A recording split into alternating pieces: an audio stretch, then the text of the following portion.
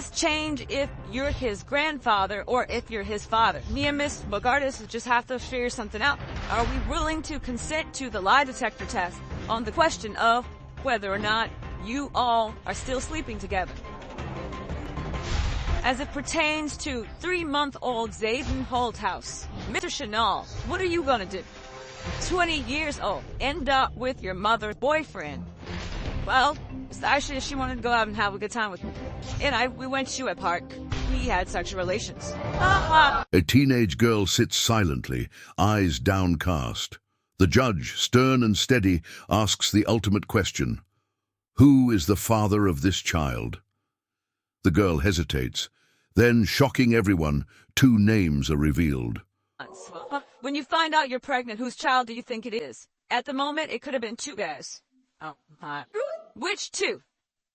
Mr. Shinuald and another guy. And I had to sneak out and go tell Mr. Shinuald that it could be his, maybe. You were honest. Yes, Your Honor. So, One is her mother's boyfriend. The other, a man she refuses to even acknowledge. The courtroom murmurs. The mother stunned. The boyfriend expressionless. Then Smethers, the defense attorney, argues the timeline makes it impossible. But Stevens, representing the mother, interrupts. Or is it too convenient? The air thickens with tension. A DNA test is the only path to truth.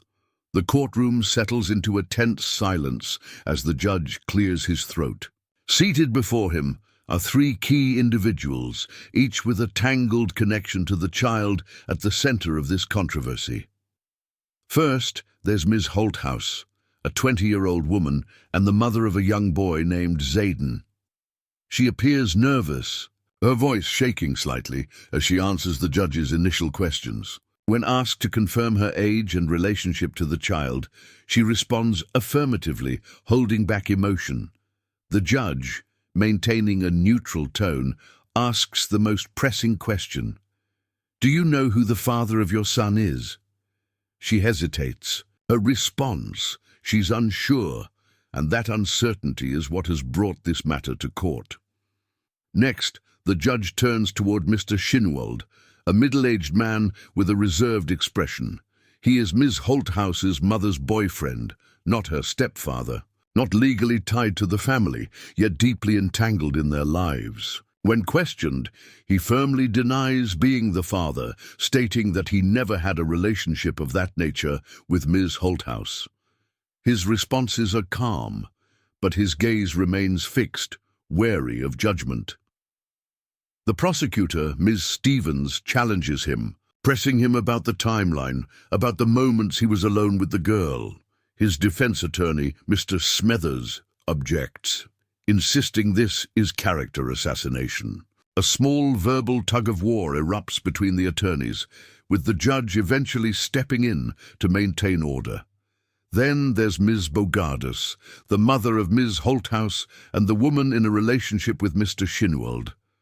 She sits uncomfortably, caught between her daughter and her partner. When asked about her daughter's pregnancy, she admits that her suspicions were raised when the timing didn't match what her daughter had told her.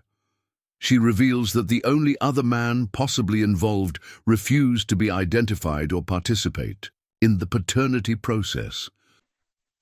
Mr. Shinuald has been honest with this court. He's admitted he's been carrying on a sexual relationship with your daughter.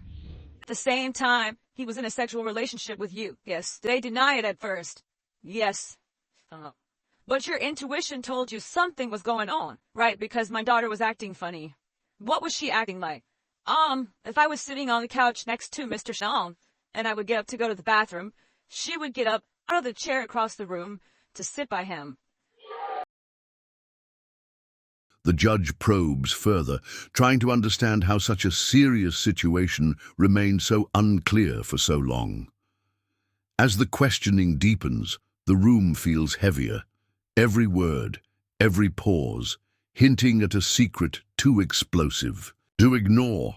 It all began with something that could have easily gone unnoticed. A text message. One accidental message sent at the wrong time, to the wrong person, and everything changed. The courtroom listens in silence as the judge raises a critical question to Ms. Holthaus. Can you explain how the interaction with Mr. Shinuald began? She shifts uncomfortably in her seat, glances down, and nods slowly. She explains that one evening she received a text from Mr. Shinuald. It wasn't meant for her. It was intended for her mother. But what caught her attention wasn't just the message. It was the tone, flirty, suggestive. She replied jokingly at first, teasing him about the mistake. This started out as a text message, Your Honor. I received wasn't supposed to come to me, and a word was misspelled. It was a few days later, she had on white clothing, a no-low skirt, a breast out, and this thing, one thing led to another. We started flirting with each other back and forth. Things just escalated from there. Wait a minute. But his response was unexpected. He didn't apologize or dismiss it. Instead, he leaned in. He responded with a laughing emoji and asked if she was alone. The judge's eyebrows rise subtly. Prosecutor Miss Stevens immediately follows up. So you're saying the first inappropriate message came from him? Ms. Holthaus confirms. Her voice is firm now, more confident.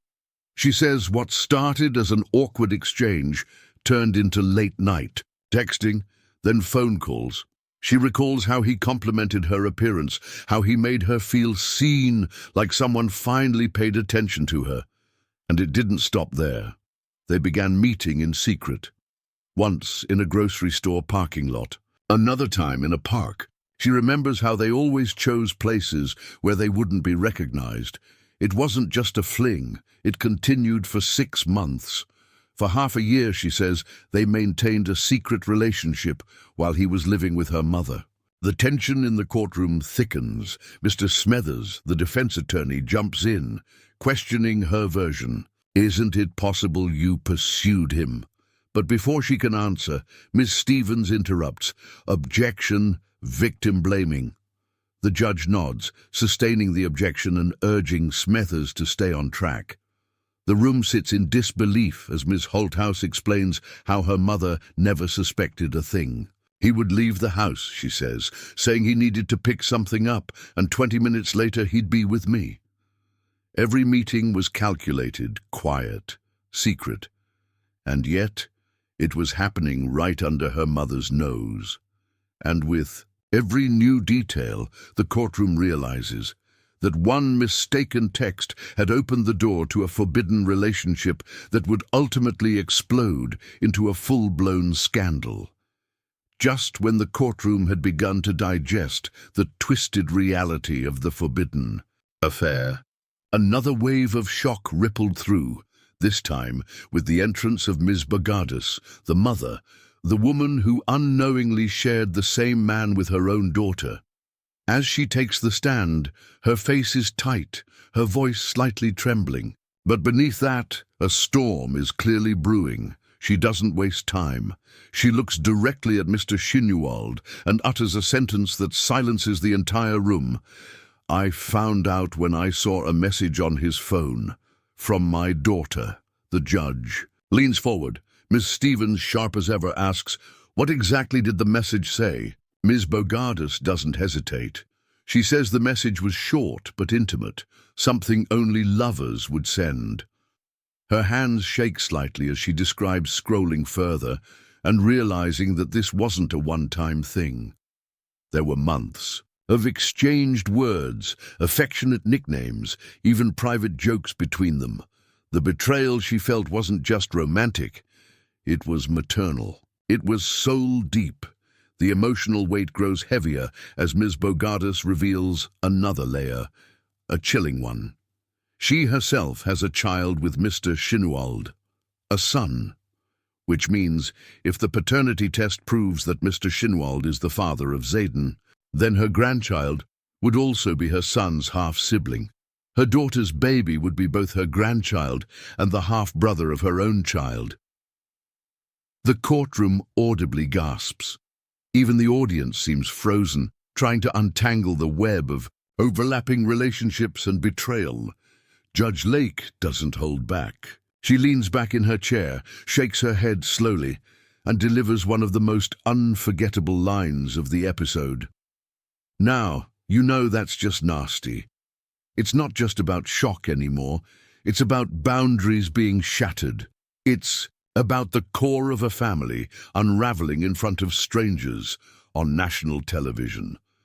Smethers attempts to downplay the emotional chaos, suggesting that families go through complicated situations all the time. But Judge Lake quickly snaps back, reminding him that this is not just any complicated situation. This is an example of moral boundaries being crossed in the most devastating way. Ms. Stevens joins in, pointing out that Ms. Bogardus is not just a heartbroken partner. She's a mother who's had her entire world flipped upside down by the people she trusted most. Ma'am, were you also still sleeping with her mother during that time? Yes. Oh. Now you know that's just nasty. Oh. And as the camera cuts to Ms. Bogardus quietly wiping a tear from her eye, the entire courtroom realizes this isn't just about paternity. This is about a family fractured at its core. The courtroom sat in silence, the kind of silence that only comes before a storm. The DNA results were in, and everyone knew whatever came next could either fix a broken family or destroy what little was left of it. The judge held the envelope in her hand like it was a loaded weapon. When the DNA test was revealed, the voiceover whispers ominously, everyone froze. The tension wasn't just about science. It was about betrayal, shame, and a haunting question that had loomed over every tearful confession. Who is the father of Xaden? Was it Mr. Shinuald, the same man who had been in a relationship with Holthaus's mother? Or was it another man, a silent figure in the background whom Holthaus didn't even want to name, someone she wished had never been involved in her life? Judge Lake glanced at Ms. Holthaus, her expression firm yet compassionate. "Do you want either of these men to be the father of your child?" The young mother hesitated. Her answer wasn't simple. In fact, it wasn't even logical. It was raw. She admitted that she didn't want it to be Mr. Shinuald because of how twisted the situation had become. But at the same time, she didn't want it to be the other man either, because of how little he meant to her and how painful his memory was. So, Ms. Holthaus, are you nervous about these results? Yes, Your Honor. Are you hoping he's the father? Are you hoping he's not? No, Your Honor, I really don't hope he's the father. You hope the other guy is? Honestly, no, because he wouldn't turn out as a good father. You don't want anything to do with him. That confusion was real, messy, human. Stevens asked Holthaus directly if she was scared of the result. She nodded. Smithers, ever the realist, argued that avoiding the truth only complicates things further. Judge Lake agreed, but reminded him that this wasn't just about facts. It was about feelings, too. This wasn't a math problem. It was a child's life.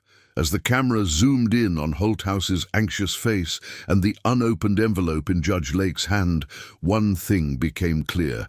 No matter what name was written inside, the damage had already been done.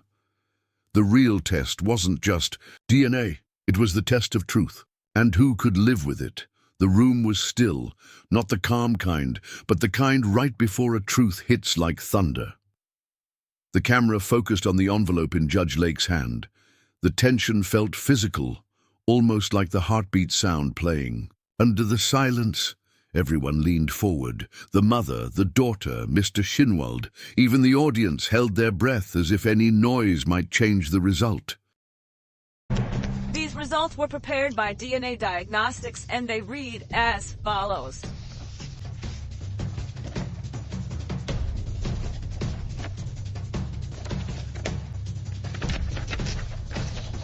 In the case of Holthaus versus Shinuald Bogardus, as it pertains to 3-month-old Xaden Holthaus, Mr. Shinuald, it has been determined by this court. You are not. Oh,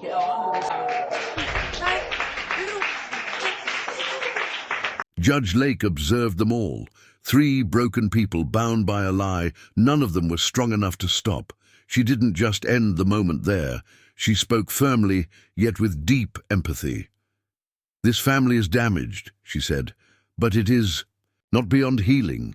You may not share blood with this child, but that doesn't excuse your role in what happened." Then she turned to Ms. Holthaus.